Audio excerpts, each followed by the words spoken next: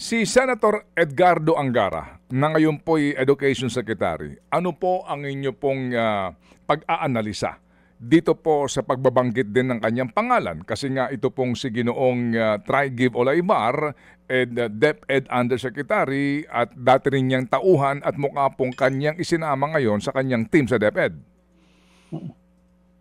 Well, of course, kailangan ding magpaliwanag, no? Maraming mga binanggit, si Secretary Angara, former senator, Senator Grace Poe, marami, di ba? Senator Binay and so on. Binanggit sila dun sa pinakahuling testimonya ni Yusek Bernardo sa Blue Ribbon Committee.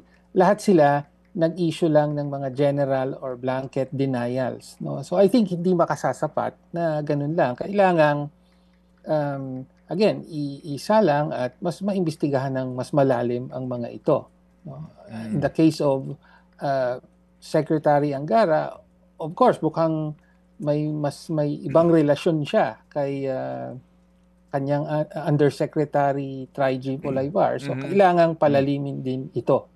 No? Lalo pa at tila susi ang papel, no, niya, kung pagbabatayan natin lalo na yung latest from Yusek Bernardo, talagang sila yung well, ano man tawag dyan, bagman or what, no? Yung tumatrabaho para mangolekta ng mga kickback, no? To the extent na isang detalye na shinare kahapon, si Yusek Olaybar daw yung nagmamaneho mismo ng armored car na pangkolekta ng well, total of 8 billion in kickbacks.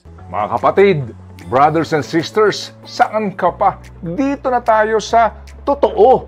Dito na tayo sa True FM. Mga kapatid, mag-subscribe and follow po kayo sa social media accounts ng True Network PH. Yan po kami. Hanapin nyo lang True Network PH, Facebook, Instagram, YouTube, TikTok, and podcast. Mapa Apple or Spotify man yan, mahahanap nyo kami. Lahat ng mga napapanood at napapakinggan nyo po sa programa, nasa social media accounts namin yan. So, paano mga kapatid? See you sa social media!